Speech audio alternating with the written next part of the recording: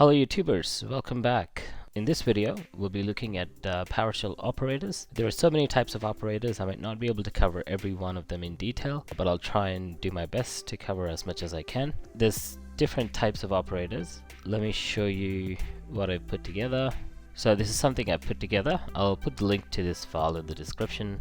There's basically arithmetic, assignment, comparison, and loads of other operators. We've already looked at some of these whenever we were trying to do some of the stuff that we did so far. For example, the pipeline operator, we used it so many times. We use the comma operator, we use the assignment operators all the time when we want to instantiate variables with values. We used the arithmetic operators, we used in loops section, we've used less than, greater than, comparison operators. I've also used these in one of the loops, which is containment operators. Basically, when you want to test if a value exists within a set, like an array, you can use them. Let me get into the console here.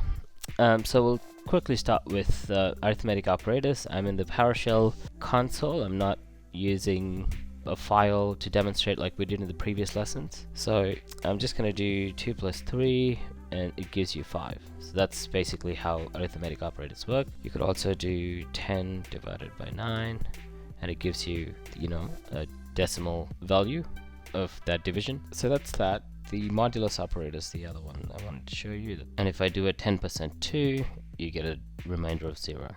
Whereas you do a 2% 10, you get a remainder of 2. Now moving on, assignment operators, I'm gonna have a variable, call it $a, and this will, if I do a $a, it prints value 1. I could do $a plus equals 5, and then if I do a $a, print 6, right? That's basically how assignment, you could swap plus with anything. I could do $a asterisk equals 10, and if I do $a now, it's 60. So whatever it has, it multiplies it by 10. Addition adds it by the value that you specify here. That's how that works, and that's assignment operators basically. Moving on, comparison operators, I could do 1 minus less than or equal to 2, and that returns true. If I do minus 1 greater than 22, that returns false, right? So that's how comparison operators work. You've got equal, I could do 1 equal 1, and it'll be true. So you've got equal, not equal, greater than or equal to, or greater than or equal to. So these are all the options you have, and it's very straightforward to use these. So you just use them like this, minus GT. So if you come from other programming backgrounds, it might be a little bit hard because other programming languages use something like that. You could do that and it'll be true, but in PowerShell you don't have less than or equal symbols. You have to use these switches, if you will. Moving on to containment operators, what I could do is I could create an array, $array, with those variables, and then if I do number 10 in $array and it goes false. If I do the same thing with 1, it'll be true. So these are containment operators, so you see if a set contains a value, right? And these are very handy. Well, we'll use them in the future examples that we're going to do at the end of this course, the basics course. And the same way, if I do not in, this will be true as well, right? Because it's not in that. So what I've done is I've created a new, I've changed what's in the variable a and made it text strings. And now if I do $a contains, right, this should work. Oh, I see what I did there. Even if I had this, if I do $a contains 5, it should be true. So sorry for the confusion. You don't have to have text values. It's just the reverse. You could do a value in a variable, or a variable contains a value. That's how that goes. Sorry about the confusion. So the next one we want to see is the logical operators. If I do $a contains 5 and $a contains 4, I probably need parentheses around them.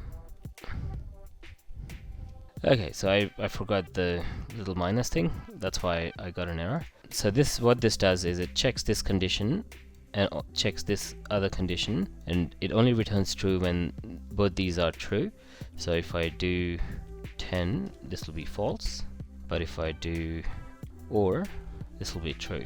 Logical operators are AND, OR, NOT, XOR, and exclamation. So I could do the same thing. I could get rid of the whole thing here, and if I do exclamation, it returns false. If I do 10, it returns true. So what this goes to say is, does this contain number 10, which is false, and then it negates that using this exclamation. It's very intuitive. You could use, I use this personally, I use this in many applications just in the if condition, right? So if I'm trying to compare or make a decision about whether to execute a bunch of commands, I'd just say not this variable, and that variable will contain true or false. So we'll look at that in the future. We'll check one more operator, and then I'll split it into another video. So let's quickly look at the split operator. So I could do split, and then I could give it a list of things like red, yellow, donkey, right? And then it splits them, right? Similarly, if I have a string separated by a delimiter like ABC, DEF, and 3 other characters, and then I want to split this by comma. Alright, I see what I did. This needs to be in quotations, and yeah, there we go. Okay, so what it's doing is it's counting the splits. So it also regards this as a, so because this is returning, you know, like the commas, what I could do is I could do the same thing and then split this again. You could also pass it another argument. If I do $2, it'll only split 2, and if I do 1, it'll only split one of them. Well, when it splits one of them, it's still in the same line. So if I do 3, it splits all 3. So as it splits on comma, it does maintain commas here, which is not very desirable. Now let me show you another example. If you use a variable, it'll split much better. So I'm just gonna create a variable called C with the names of all the, well, some of the planets. And when I do this, when I split it by comma and comma 5, which is, so what I'm doing now is I'm creating a variable, and when I create a variable and then split it, it's gonna split it properly without the commas. That's because when you use the split switch with a string, it regards the string as a whole, but when you use it with a variable, it knows the comma is a separator, and then it separates them properly. We could apply the previous technique and only do 4, and then it'll split 4 of them, and after that it's just going to keep it all together in just one string. Right, so you could use, however we're using split right now, we could use join to put the strings together using a certain separator. So because this video is getting longer, I'll stop here. I'll continue more operators in the next video. Thank you, and I'll see you guys in the next one. You are awesome. Now, to get your daily dosage of IT programming and automation, hit that subscribe button and ring the bell. Spread the word using the share button. Thank you.